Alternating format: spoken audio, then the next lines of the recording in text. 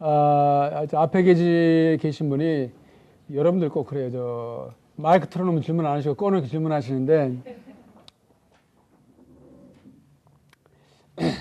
질문하신 내용이 뭐냐면은 저에 대한 칭찬입니다. 가끔가다 교수님 강의 들으면 저 양반들이 과연 현장에 대해서 얼마나 알고 강의를 할까 그런 의구심이 들으신다 이제 그런 얘기를 하는데 옳은 말씀입니다. 우리들 공부하고 교수 되기 위해서 박사학위 하고 하다 보면 현장 일할 수 있는 시간이 없어요. 지금 한국에 상당히 많은 대학 교수들 현장 안 오고 박사하고 다 나가기 때문에 현장에서 일할 시간이 없거든요. 근데 저는 이제 외국에 있었기 때문에 외국에서는 학문적으로도 검증을 받아야 되지만은 실무가 상당히 중요합니다. 저는 그래서 일주일에 하루는 꼭 현장에 의사가 실무에 나가듯이 꼭 어느 기관에 가서 일주일에 한 번씩 나가서 하고 실습도 가서 하려면 또 기관에 다니면서 해야 되기 때문에 적당히가 아니고 상당히 절도 있게 하고 그런 걸 잘 못하면은 사회사업계 협의회에서 5년에 한 번씩 뭐라 그러죠? 학과를 평가합니다. 인증을 하는데 인증해서 탈락되면은 학생들 가르칠 수가 없어요. 그러니까 이론과 실제가 얼마나 잘 균형을 이루는 것을 많이 보거든요. 이제 그런 게 있어서 현장 경험이 좋아야 되고 그다음에 이제 어떤 실제 현장에서 얻는 경험 이런 것이 과연 얼마나 진짜 실무로 옮겨지냐 그런 질문을 하셨는데 여러분이 만일에 사회복지사가 돼서 현장에 나가서 일하시면은 정기적으로 연수가 있습니다. 정기적으로 연수가 있어서 연수를 나오시는 분들이 얼마나 진지하게 공부를 하고 하느냐 이건 좀 다른 문제겠습니다만은 정기적으로 이렇게 워크숍이라든지 세미나에 가서 좀 업그레이드하는 그런 훈련 기간이 있기 때문에 분명히 합니다. 분명히 하는데 여러분이 주로 들으시는 얘기는 제가 늘 얘기하죠. 사회복지가 왜 학문입니까, 여러분들? 여러분들 저는 이 얘기를 대학원에 가서 똑같이 물어보는데 사람들이 대답을 잘 못해요. 사회복지가 왜 학문이에요? 여러분들 학문하시는 거예요. 긍지를 가지시기 바랍니다. 자, 사회복지가 왜 학문입니까? 왜? 이론이 있어야죠. 그렇죠?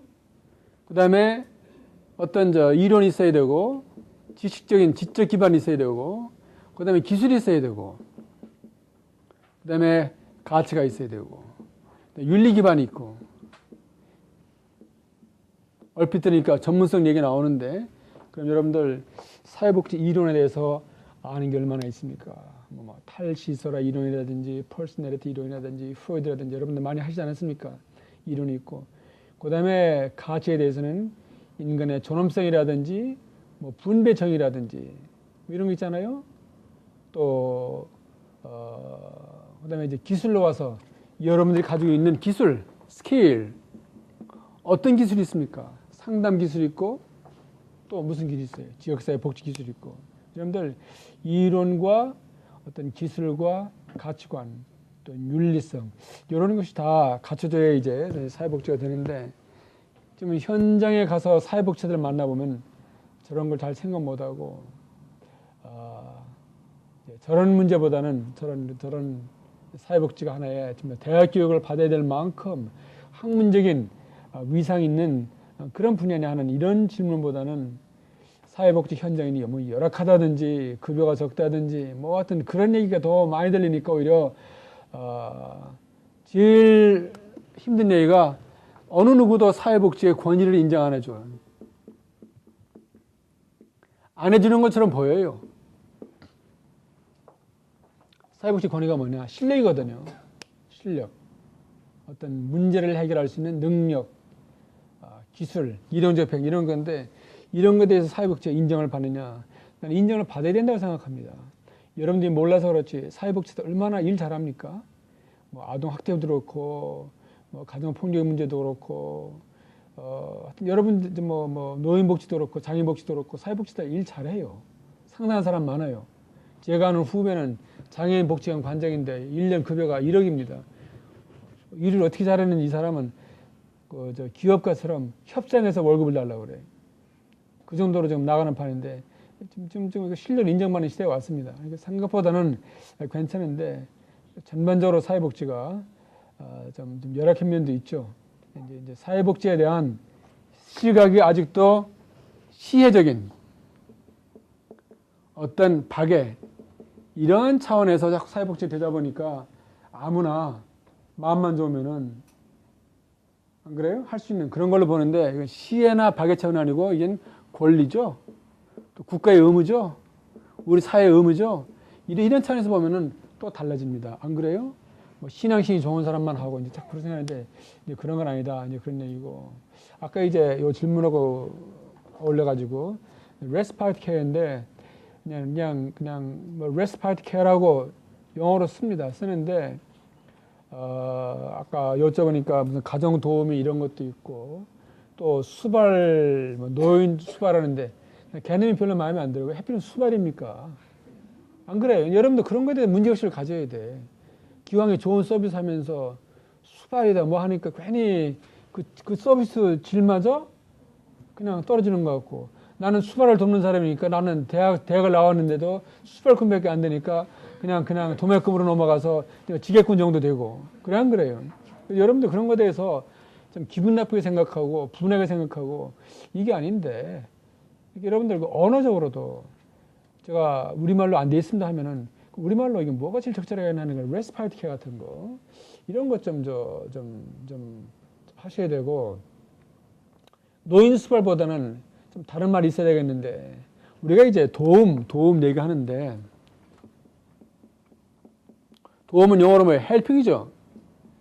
남을 돕는다. 돕는 것처럼 쉬운 게 어디 있어요? 맘만 먹으면. 그러다 보니까 대학 교육이 뭐 필요합니까? 그냥 도와주면 되는 건지. 근데 그런 게 아니거든요. 돕는 건 여러분들 어떤 그 responsibility, 남을 도와줘야 되는 어떤 그 책임이 따릅니다. 아시겠어요? 돕는 거 그냥 상식으로 돕는 거 아니에요. 뭘로 도와요? 이론으로, 기술로, 가치관으로, 윤리관으로 저한테 강의 받은 그대로 가서 하는 겁니다. 그러니까 남을 돕는다는 게 그냥 즉흥적으로 내 마음이 져서 이웃 사랑하라 하는 실천이 아니라 그런 얘기예요. 어떻게 돕는다고요? 이론적 배경 가지고, 기술 가지고, 또 무슨 기술 가지고? 가치관 가지고, 인간의 존엄성에 대한 어떤 그 사회 정의에 대한 어떤 이런 분명한 가치관, 이런 걸 가지고 하는 거지, 그냥 틈나니까, 시간 나니까 도와준다. 그런 게 아니라 그런 얘기.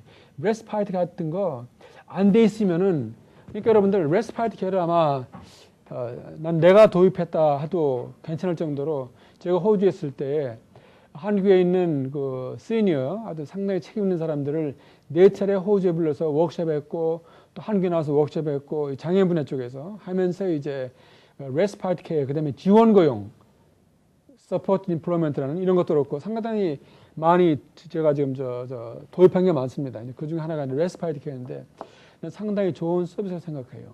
그래서 그런 서비스가 복지관에서 하나의 서비스로 될 수 있도록 저희 같은 사람들 또는 복지관 관장 같은 사람들이 여러분들은 뭐냐 새로운 프로그램을 늘 개발해야 돼요. 레스파이트 케어를 필요하는 사람들이 많다. 이름을 해서 장명을 잘 줘야죠. 장명을 해가지고 새로운 서비스를 만들어야 되는데 여러분들은 항상 뭐냐 사회복지는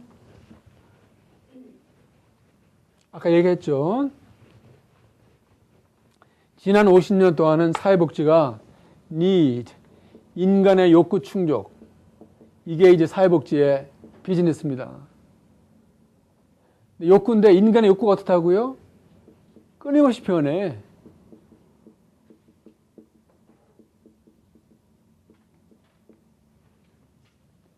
Constantly changing need. 인간의 욕구는 시대적으로 상황에 따라서 변합니다. 변하면은 사회복지는 뭐냐?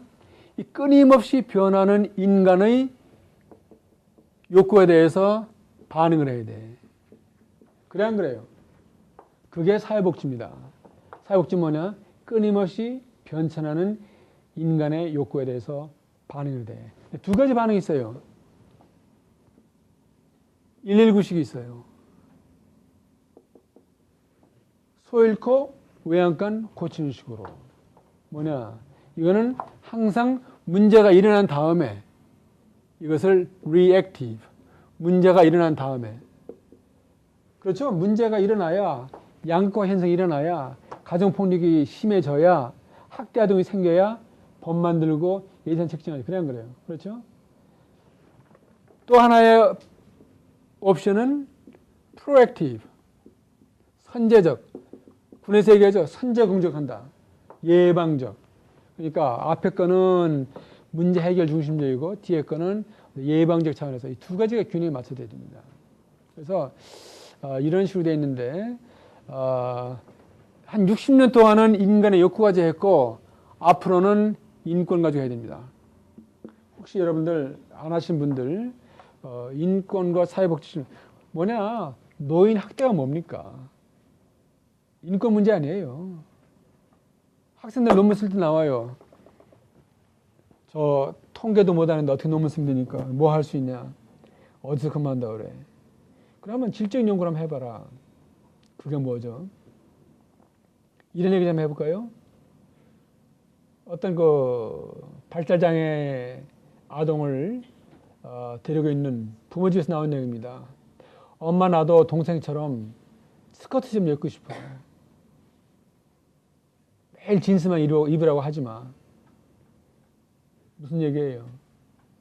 치마 입으면은 남자들이 와서 성희롱하고 하는데 쉽잖아요. 딸 보호하려고 맨날 진스만 입어 그래. 얘는 여자이니까 스커트 입고 싶잖아요. 그래 안 그래요? 엄마 나도 손님 들어오시면은 뒷방에 숨어 있으라고 하지 말고 나와서 케이크 드자라고 같이 커피 마시고 싶어. 손님 들어오면 부끄러우니까 너는 숨어라. 학대 아니에요? 인권에 관한 문제 아닙니까? 인권 침해 아니에요? 인권 침해죠. 어떤 노인네가 노인시설에서 좋은 연속극이 있어서 보려고 그래요. 서울 1945년. 좀 봤으면 좋겠는데 9시 됐다고 불 끄고 자라고 그래. 그런 정도의 자유도 안 줍니까? 돈 들어갑니까? 불 안 끄고 텔레비전 보면 어때요? 1시까지 주말이니까.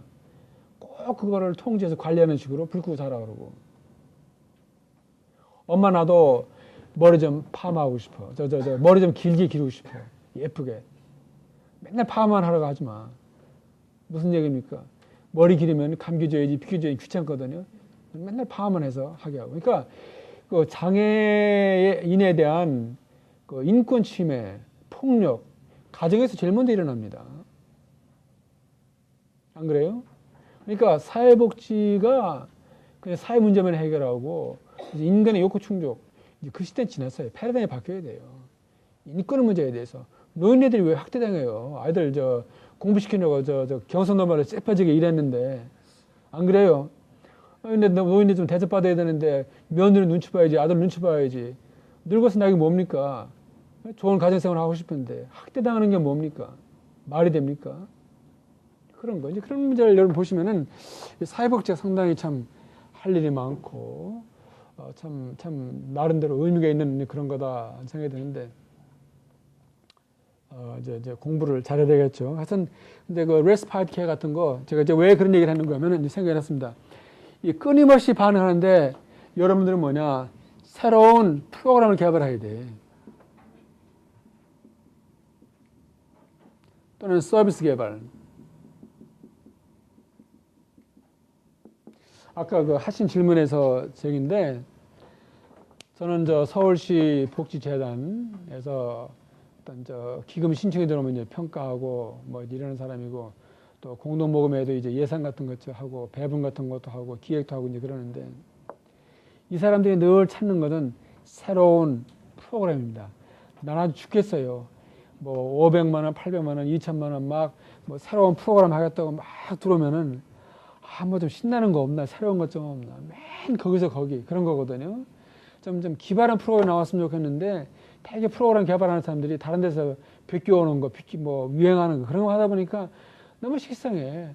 거기서 거기 갖고 맨 이것도 나물 묻혀놓은 거고 이것도 그거고 그냥 뭐 다른 게 없습니다. 여러분들 제가 말씀드리는데 좀 기발한 프로그램, 기발한 그 서비스 개발 이런 게 해가지고 기금 신청하면은 따낼 수 있는 확률이 많습니다. 단 이제 한 가지 좀 안 된 거는 기금을 신청하려면 여러분 기관이 사단법인이 됐든가 재단이 됐든가 뭐 그런 거죠. 그게 좀 불편한데 사단법인 하려면 한 5천만 원 듭니다.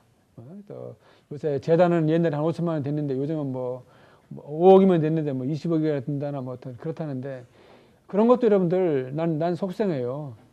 사회복지재단에서만 어떤 그 국가의 지원을 받고 왜야 인정받을 수 있는 재단이기 때문에 그런데 그렇게 되면은 결국은 그 사람들만 사업하게 돼 있고 그 사람들만 좀 돈 타먹게 돼 있고 그 사람들만 돈 벌게 돼 있는 거예요.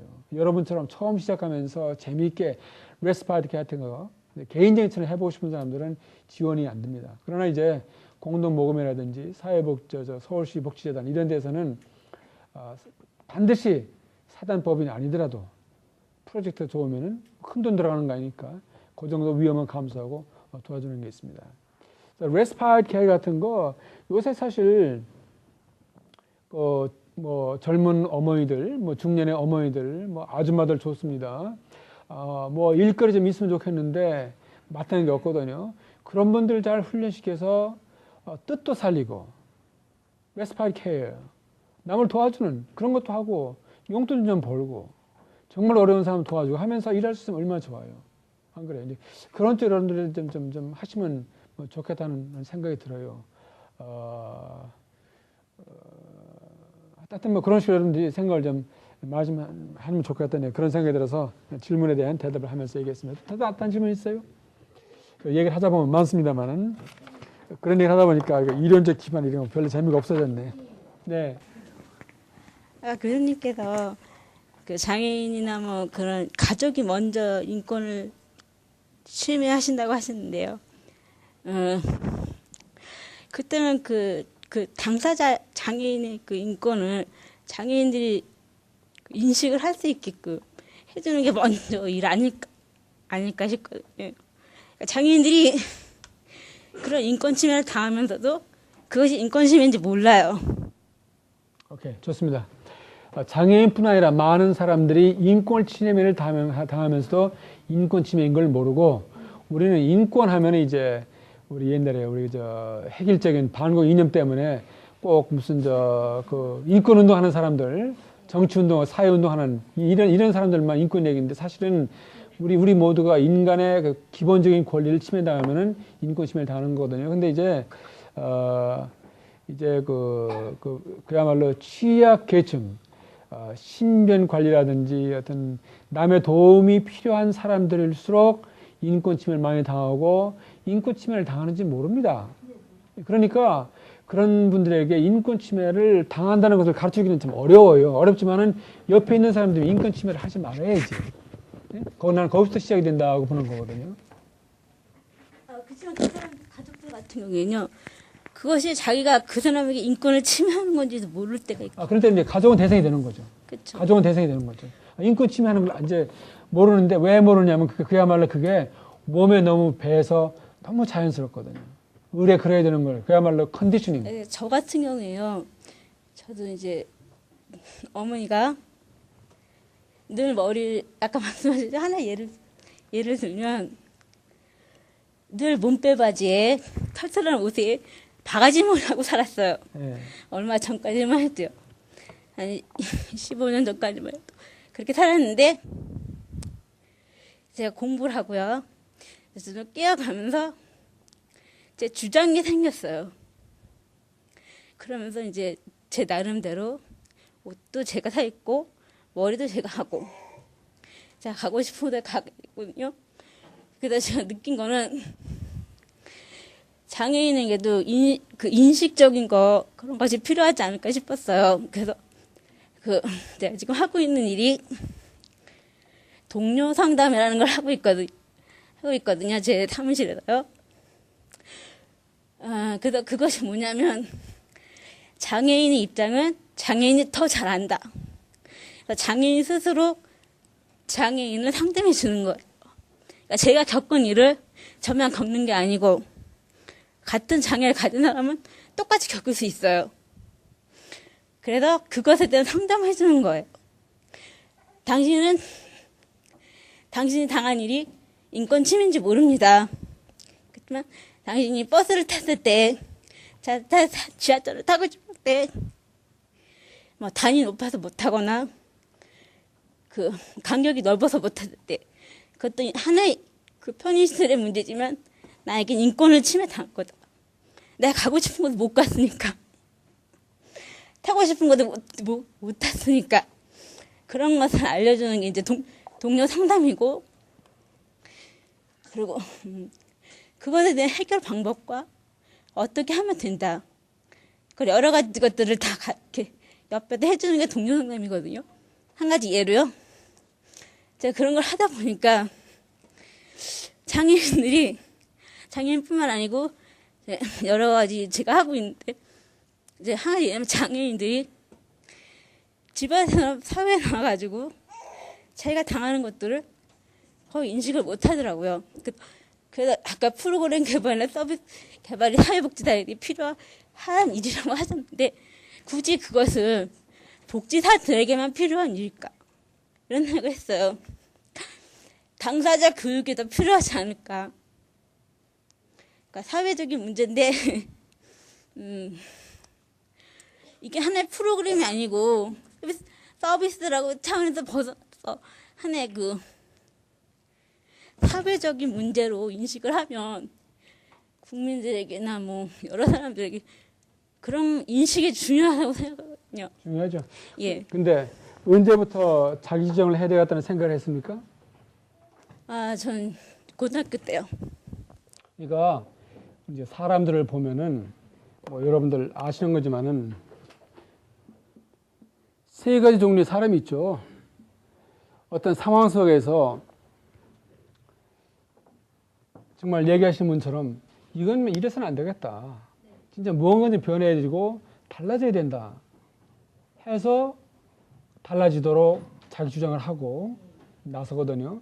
그런 사람이 있고, 어떤 사람은 마찬가지입니다. 이대로는 안 되겠다. 무언가 바뀌어져야 되겠다. 알긴 알았는데 행동을 안 옮기는 사람이 있고, 세 번째 사람은 아무것도 모르고 달라져야 되는지 말아야 되는지 그런 거 아니겠어요? 이제 그런 건데, 뭐 이건 어느 분야나 마찬가지입니다. 마찬가지인데 어떤 그 아이디어를 얻어서 행동에 옮기다는 게 사실 쉽지가 않습니다. 그래서 우리 강의 마지막 부분에 나오는 게 이제 역량 강화예요. 역량 강화. 이거 제일 좋아하는 건데, 아까 사회복지가 뭐라 그랬죠? 욕구를 충족하다 그랬죠? 또 사회복지가 또 뭐냐면은, 제가 사회복지를 여러 가지 얘기했습니다. 욕구를 충족하는 거다. 그 다음에 인권에 관한 거다. 세 번째는 사회복지를 필요로 하는 사람들이 어떤 사람들이냐, 대개. 힘없는 사람들이에요. 그래, 안 그래요? 영어로 the powerless. 뭐 이 정도 영어는 다 아시죠? the powerless. POW, powerless. 힘 없는 사람들이 대개 사회복지를 필요로 하는 사람들. 그래, 안 그래요? 근데 사회복지는 뭐냐? 이 힘 없는 사람들을 힘 있게 해주는 게 사회복지예요. empowerment. 힘 없는 사람들로 하여금 힘을 갖게 해서 옛날에 스스로 풀지 못했던 문제를 풀게 만들고, 화를 못 냈던 사람이 화를 낼 줄 알고, 자기 주장을 못 했던 사람이 자기 주장도 하게 하고. 여러분들, 우리 실천론에서 문제 해결하는데, 문제 해결을 한번 해줬으면 그다음부터는 혼자 풀어야지. 문제 있을 때마다 자꾸 오라고 그런 얘기 아니잖아요. 그 얘기는 뭐냐면은 empower, 역량을 강화시켜서 그런 얘기예요. 안 그래요? 여러분들 마찬가지예요. 강의를 들으셨으면 나가서 훌륭한 졸업생이 돼야지. 맨날 강의 안 들으면 아무것도 모르겠으면 안 되는 거 아니에요. 그러니까 나는 이걸 참 좋아합니다. 내가 만일에 사회복지사로서, 사회복지 교수로서 우리 사회에 힘없는 사람들, 약하기 때문에 손해를 많이 보는 사람들로 하여금 힘을 갖게 해서 스스로 자기 문제를 해결할 수 있고 자기 주장을 할 수 있는 사람들을 만들어준다면 나는 내 직업에 대해 상당히 만족한다. 근데 아까 자기 주장 얘기하셨는데 자기 주장이 훈련 받아야 돼요. 쉽지 않습니다. 그래서 자기 주장을 할 수 있도록 해주는 기술 중에 하나가 아까 얘기한 advocate, B-O-C-A. 이것을 자기 주장하는 얘기를 self advocate, 자기 주장. 이제 7월쯤 되면은 박을준 교수하고 나오고 세 사람이 번역해서 책에 나오는데 그 책의 이름이 역량 강화 실기 핸디북이라는 책이에요. 호주에 있는 내 동료가 쓴 책인데 제가 그 책을 좀 번역을 해서 역량 강화하면 말은 듣는데 역량 강화를 어떻게 되는지 몰라요. 역량 강화는 뭡니까? 내가 옛날에 어떠한 이유에서든지 꼭 해야만 될 일을 하지 못했던 그런 거다. 하지 못했던 일을 하게 해주는 것이 이제 역량 강화다. 그렇게 생각하는데 여러분들 이 역량 강화는 상당한 겁니다. 아까 우리 메스파트 얘기했는데 그냥 8살 낳은 자폐아 때문에 그냥 진이 다 빠진 엄마한테 일주일에 한 번씩 살날을 주면은 영양을 주는 겁니다. 삶을 살아갈 수 있는 에너지를 주는 거고 다른 사람을 만날 수 있는 기회를 주는 거고 숨 돌릴 수 있는 시간을 주는 거예요. 그게 왜 안 아픕니까? 얼마든지 참 현대백화점에서 하루에 몇백만 원씩 수익 올리는 거 못지않게 상당히 가치 있는 일이다 그런 거예요. 여러분들 좀 그런 식으로 좀 생각을 하시면 사회복지도 좀 할 만한 거다 하는 그런 생각을 아마 할 수 있을 겁니다. 또 얘기하시는데 뭐 간단히 대답은 안 됩니다만 상당히 훈련을 많이 필요로 하는 그런 분야다. 근데 하여튼 좋습니다. 또 지금까지 설명하신 그런 내용들이 네. 저는 이제 개인적인 어떤 한 사람의 어떤 그런 마인드를 가진 그런 사람들의 헌신만 가지고 되는 일이 아니기 때문에 그게 제도적으로 이제 따라줘야 되지 않겠습니까?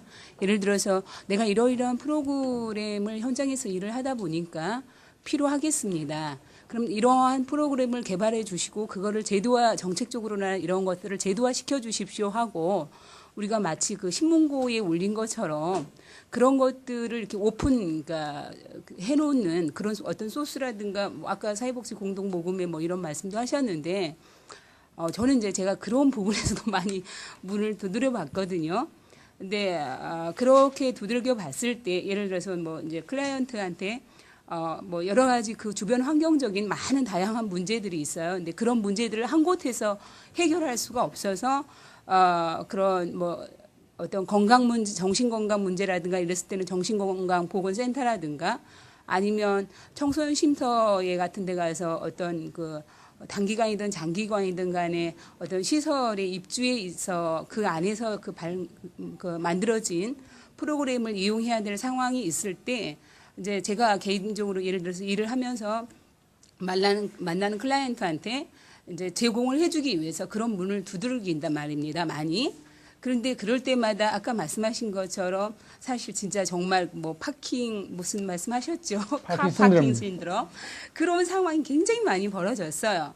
그렇다면 그런 문제들을 현실적으로 사회복지사들이라든가 이런 사람들이 이제 현장에서 일을 하면서 그런 문제들에 대해서 이렇게 얘기를 했을 때 가서 정말 이런 문제들이 있습니다. 정말 이런 문제들을 해결할 수 있는 길을 그 어떤 제도적으로 만들어 주세요 하고 이렇게 얘기할 수 있는 그런 곳이 없어요. 뭐 사회복지사 협회라든가 뭐 이런 데 하다못해 그런 데라도 누가 개인적으로 그런 문제들을 올렸을 때 거기에 대한 어떤 이제 제가 얼마 전에 사회복지사 협회에 들어가서 글도 봤는데요. 개인적인 그 인권의 문제 아주 심각할 정도로 피해를 이렇게 당한 그것도 어떤 일반 세상에서가 아니라 그 어떤 그 기관, 복지기관, 이걸 통해서 심각하게 그 받은 사람이 그 글이 이렇게 올라와 있더라고요.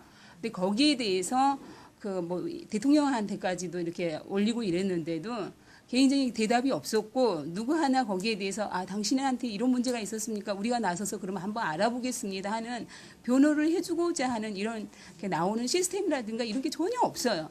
그렇다면 지금 말씀하신 그런 내용들을 과연 우리가 사회복지사 이분들이 되셔가지고 현장에서 일하면서 이러이러한 게 필요합니다. 우리가 일을 하다 보니까 그러면 이런 문제를 해결할 수 있는 어떤 제도적인 방침이 필요한데 그것을 개인적으로 누가 가서 할 수 있는 게 아니기 때문에 그럼 그러한 시스템을 마련해 놓는 것은 저는 그 정책적인 일을 하신 분이라든가 쉽게 말해서 간접적인 그런 분 아니면 교수님 같이 연구를 하신 분이라든가 이런 분들이 해야 된다고 생각을 하거든요. 그리고 이제 정말 그 슈퍼비전이라고 하더라고요. 그러니까 중간 관리자 이상 어떤 이제 복지관을 운영하시는 복지관장님이라든가 이런 분들의 어떤 그런 모임을 가지면서 그런 그 오픈된 시스템이 과연 우리나라에 있는가 하는 거예요.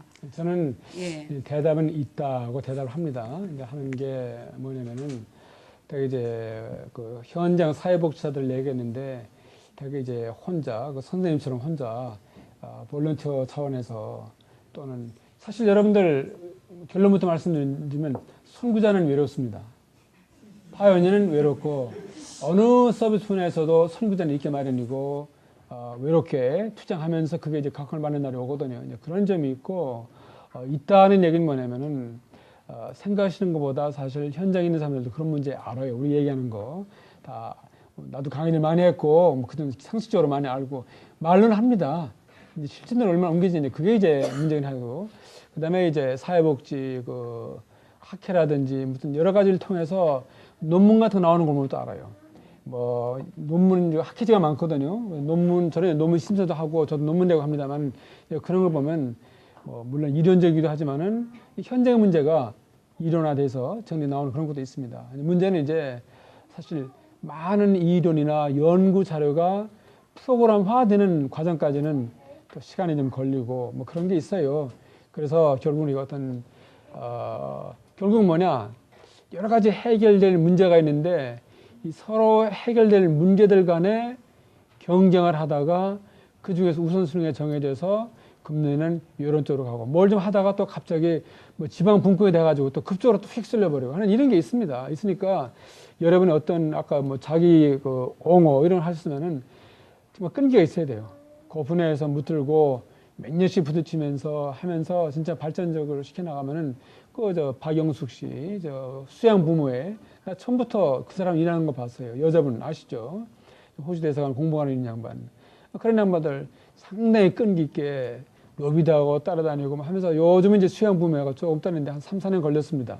그만큼 띄우는데 그런 사람들을 위해서 서비스가 되는 거예요. 되는 거기 때문에 일단은 여러분들 좋은 아이디어가 있는 게 분명해서 반갑고 그래도 좀 시작 좀 해보시고 뭐 여러분들 가운데서 네트워킹이 되면은 한번 한 5명, 6명 그룹을 해가지고 뭘 한번 만들어 본다든지 함께 한번 액션을 취해본다든지 그런 것도 어떤 그 여러분 간의 연대도 좋습니다. 혼자 하려고 하죠. 그런 것도 좋고 그런 거 좀 상상하시는데 꿈은 이루어진다. 여러분들 저 집요하게 달라붙어가지고 하시면 4강에 올라갑니다. 아니 뭐 하여튼 이제 난 그 생각들이 건전해서 좋습니다. 그나마 생각만 안 한다면 너무 한심하죠. 또 딴 분들 질문, 코멘트. 이제 강의 다 잃어버렸습니다. 뭐 이런 얘기하다가 강의하기가 좀 힘들고 여러분들 저 이 강의는 좀 보시고 제가 이제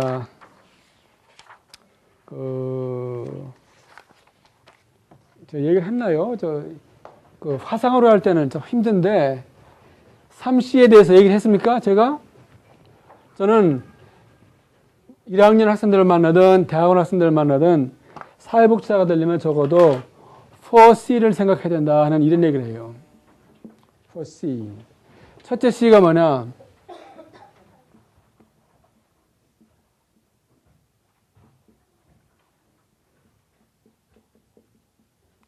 사회복지사가 되려면 적어도 품이 있는 인품을 갖춘 사람이 돼야 된다.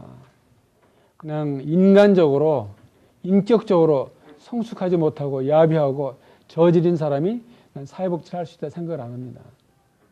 여러분들, 여러분의 퀄리티가 나는 인품으로, 내 인격으로 봐서 내가 어떤 사람인가 하는 이런 거에 대해서 생각하시 바랍니다. 왜? 사회사업가를 찾아오는 사람들은 아까 말씀드린 대로 학대당하고 힘없고 괄세받고 슬픔이 많은 사람들이에요. 상처가 많은 사람이 찾아옵니다. 때에 따라서는 절망 가운데는 사람이 찾아와요. 정말 돌아다닐 때 다 돌아다니다가 갈 데 없어서 사회복지사에 가면 구원이 있을까 싶어 찾아오는 사람들이 많습니다. 아주 약해질 만큼 약해진 사람들이 찾아와요. 그런데 딱 보니까 만나는 사람이 인품도 없어 보이고 저질처럼 돼 보이고 이 사람에게는 어떻게 희망을 걸고 내 인생의 문제를 맡기나. 그래 안 그래요 여러분들?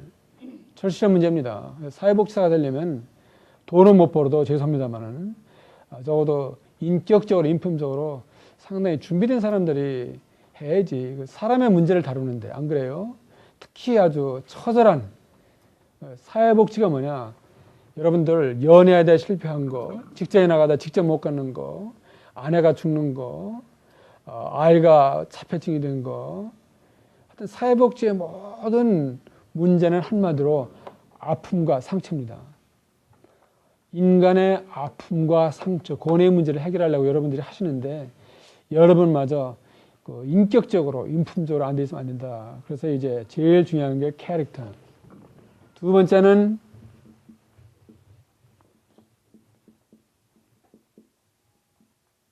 능력, 실력. 여러분들 실력 있는 사람들이 정말로 능력 있는, 실력 있는. 여기에 뭐가 다 들어갑니까? 이론, 기술, 가치 다 들어갑니다. 여러분들이 아시는 이론이 뭐가 있어요? 시간만 하면 묵시자 가면 또 딱 맥힐 겁니다. 여러분 나는 이런 기술 가지고 있어요. 얘기할 수 있는 기술이 뭐가 있어요? 가치는 뭐 정리가 됐다 손치더라도 이론이 뭐냐 그러면 참 몰라요. 인간과 사회에 대한 이론입니다. 여러분 인간에 대해서 얼마나 알아요? 사회에 대해서 얼마나 많이 압니까? 우리나라 지금 1년에 자살하는 사람이 몇 명이에요? 상당히 많습니다. 그 정도가 안 되죠. 낙태하는 사람은요? 한 170만 되죠? 자살 시도하는 사람이 한 370만 되고. 이젠 여러분들 저런 것도 사회 현상에 대해서도 강론적으로 자료를 가지고 얘기해야 돼. 이웃 사람들처럼 실업자가 늘어간다더라. 다른 사람들이 양극화, 양극화하니까 따라서 양극화하지 마세요. 그건 되게 선동적인 용어입니다. 뭡니까? 빈부의 그 소득차가 너무 심해진다 이렇게 얘기해야지. 양극화해버리면 정치 사람 하는 거 아니잖아요. 여러분들 쓰는 용어, 개념 이게 다 바꿔져야 돼요. 물어보세요 오늘부터. 내 지적 기반이 사회를 이해하기 위한 지적 기반이 인간을 이해하기 위한 지적 기반이 얼마나 깊은가 물어보십시오. 프로이드 조금 알죠? 거기다 ED, 슈퍼이고 뭐 또 들어가면 좀 맥히죠. 프로이드에서 구스타프 융에서 또 에릭슨에서 또 에릭 프롬에서 계보가 다 있잖아요. 애들러. 다 그걸 꿰고 있어야 돼요. 그런 게 여러분이 가지고 있는 최소한 지적 기반입니다. 복지 모델이 얼마나 많습니까? 세 번째 뭡니까? 커미트먼트.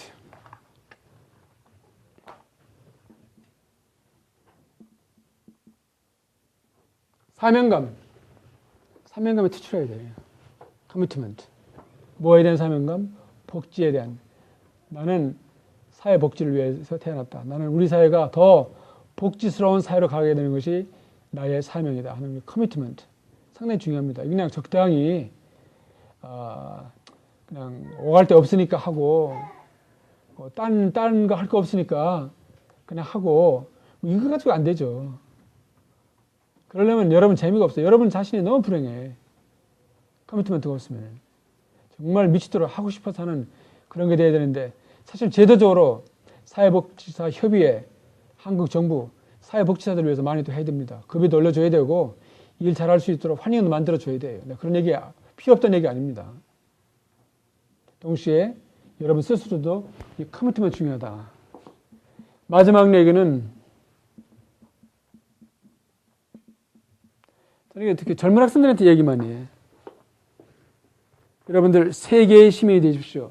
코스모폴리탄. 한국에만 우물안 겨울쯤 하지 말고 이제 우리도 선진 국가가 되는데 선진 국가의 사회복지사로서 세계 무대에서 우리가 할 게 뭐냐 이런 것 좀 생각했으면 좋겠다 그런 얘기예요.